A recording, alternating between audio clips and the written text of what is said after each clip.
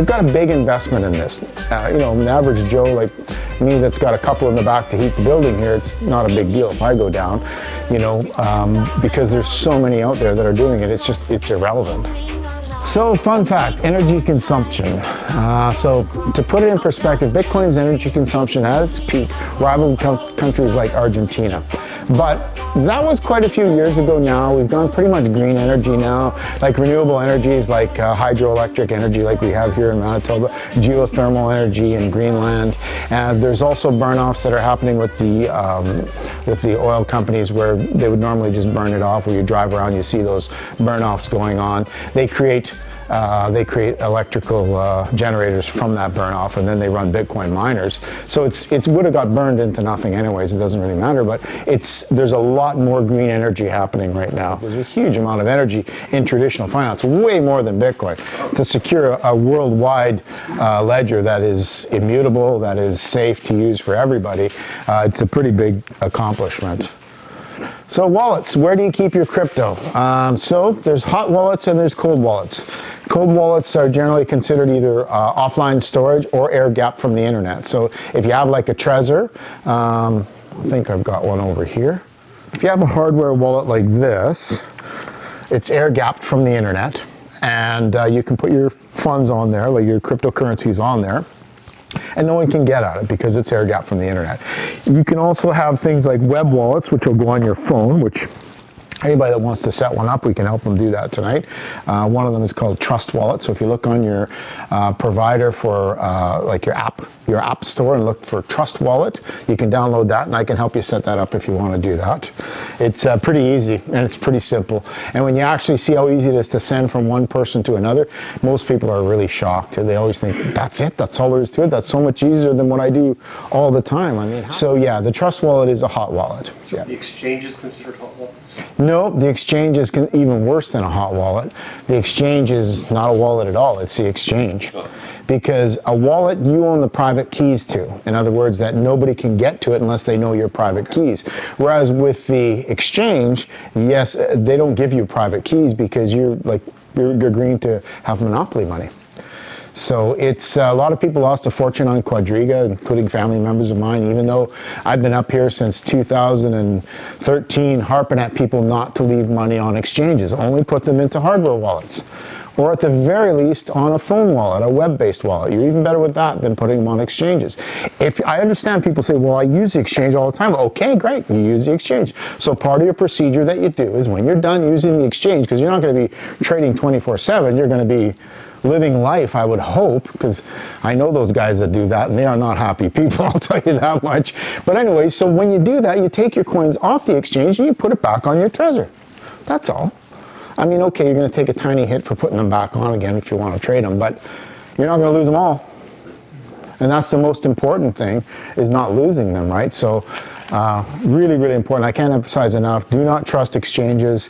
Do not even trust web wallets. I mean, web wallets can get outdated, and if the programming was done in some kind of a funky way, you may not be able to get access to that web wallet. I've got issues now where customers have really old wallets, and they come to me like 3 or 4 years later, and they say, oh yeah, I got this wallet. Well, it's not on the App Store anymore. Oh, okay, no problem. Like, well, let's get your word seed. And, well, I don't have my word seed. It's like, what do you mean you don't have your word seed? Like, well, I got this wallet. Can't you just get me the updated version? No, it's gone. It's like, that's it.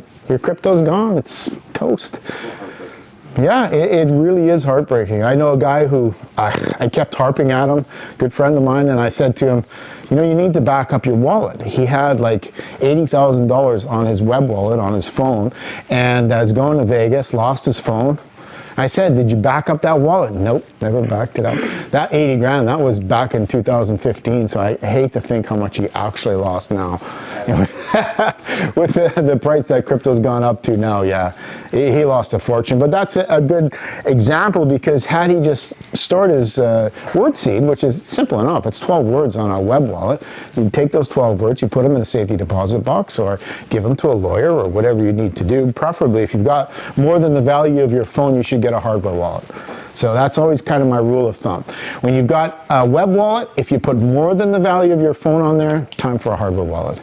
But let's face it though, some of these phones are pretty damn expensive, so that might not even play out. Because you can spend $2,000 on a phone now. So you might want to, after about $1,000 on your web wallet, you might want to think about getting a Trezor. Because some of these are only like, we charge $150 for that guy. This one I think is a little bit extra because it's fancier, but they're not expensive, and I help people set them up and all that stuff too, so it's not a big deal. So, private keys. So everything is based off of private keys, because when you're accessing the blockchain, the Bitcoin blockchain or any blockchain, you're accessing private keys and public keys. So public keys are kind of like your email address, right? Okay. So public keys are kind of like your email address. You can give everybody your email address. All they can do is send you an email. But if you give them the password to your email account, they can do anything they want. They can send emails in your name, they can delete your emails, they can do anything you want. So that's kind of the way I think about public and private keys. Private keys are the keys that you don't show anyone. In most cases, what they'll do is they'll generate a word seed. If it's a hardware wallet like this, it'll generate a 24-word seed for you. If it's a web wallet, it'll generate a 12-word seed for you, but it's a very complex password that's pretty hard to crack, and next to impossible, actually. So that's private and public keys. Public keys are what you would show to someone if you want them to send you crypto. Private keys are how you control your value on the blockchain. Does everybody got that? Like, everybody got any questions about private, public keys? No? You got that? I got it. You got it? You know it. You know this stuff. Well, he's right about everything he's saying. It's so easy to make mistakes.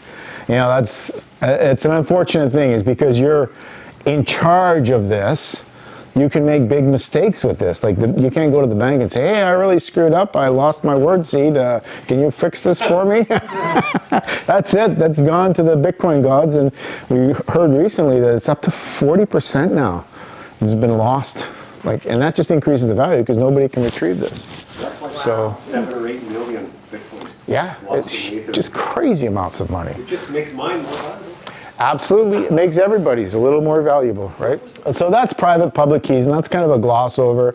So why invest in crypto? High returns and volatility. That's part of it. If you're thinking about investing in crypto, you have to also be prepared for the volatility. You have $100,000 one day, you have $20,000 the very next day. And if you're not prepared for that, that is something that you should just not invest in. And especially now, I had lots of customers who invested when crypto was at its all-time high, which was about 82,000 Canadian. And right now, it's 85,000 Canadian. But it took 3 years for them to get into profit. Now, most of them didn't worry because it was a long-term investment and they didn't really care. So they've got the money, now they're happy, they're profitable now, And that's the way to look at it too.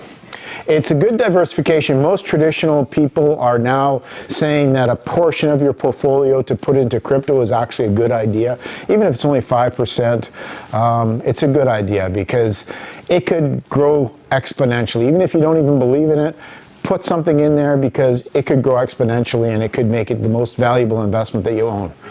Rich Dad, Poor Dad. Rich Dad, Poor Dad. Yes, I read that book. He's really good too.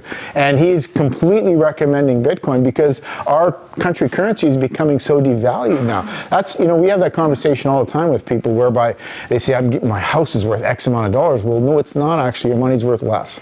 So it looks like you have more, but you don't really. Well, there could be a change from USD. I mean, we don't know what's going to happen now. I mean, the ruble arguably is a better deal because it's backed by gold. Yep. So it's a good way to diversify your portfolio, even if you don't really believe in crypto. Just to make sure that you've got all your bases covered. There are huge risks, volatility primarily, and security concerns. Like we mentioned before, like if you screw up and you lose your wallet, you lose your word seed, it's gone. Nobody can help you with it. That's it. Scams.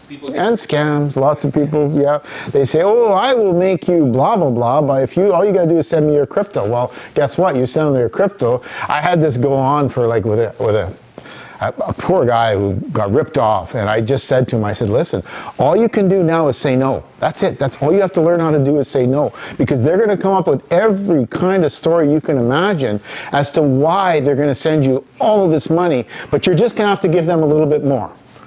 however that excuse is, doesn't matter. They're going to say processing fees. They're going to, if I want $50, I want this, I want that. It's always going to be something. You told the story about the guy on one of those schemes, and then they finally sent him the cash. Yep. But it wasn't USD, it was a fake coin. It was a fake USD, yeah. So he thought, oh, great, I finally got my... He saw it. He didn't know. Absolutely. Yeah. Yeah, and he came to me to cash it in.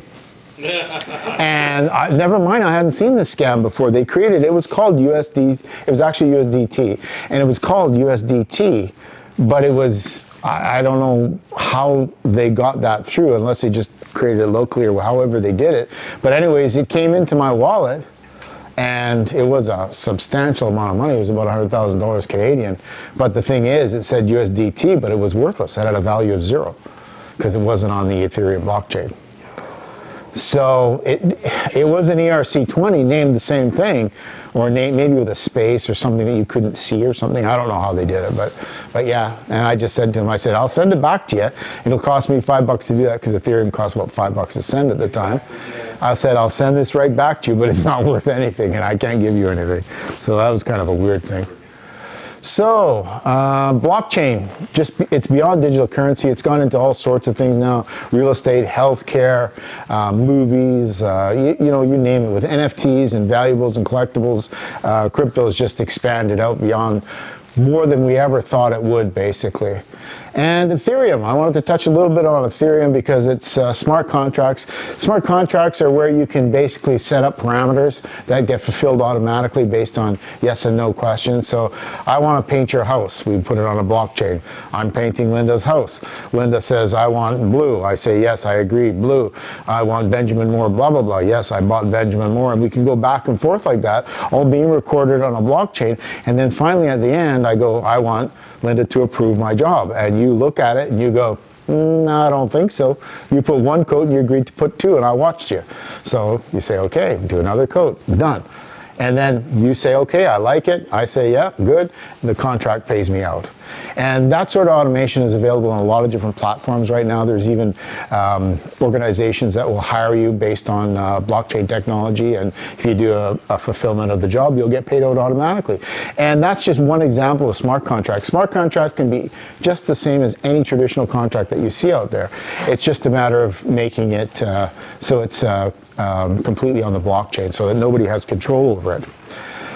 And it can fuel decentralized applications. I don't know if anybody has used Web3 stuff. Anybody? Any Web3 stuff? No, it's still not that popular yet. But Web3 things are going to change everything as well. It's where you can interact with a wallet instead of interacting with your personal ID. You can log in through a wallet, and you can even do it with a Trezor so that they don't know who you are and you're air gapped from the internet. And you can do all sorts of different things you can. You can do financial transactions, you can do posting, you can do anything you can do that requires ID, you can do through Web3 transactions. And it's being stifled a little bit, I think, as well, because again, traditional finance doesn't want people knowing about this stuff. So I got some crypto quizzes here. Who is the mysterious founder of Bitcoin? You win, Satoshi Nakamoto, that's correct. So nobody knows who Satoshi is. He's a person or persons unknown that created Bitcoin, and there's interactions from him early on, but nobody still knows to this day who it is. Where the crypto nuts fly into the moon, ditching the banks, our freedom's coming soon. Blockchain power in our digital hands, against the fiat, together we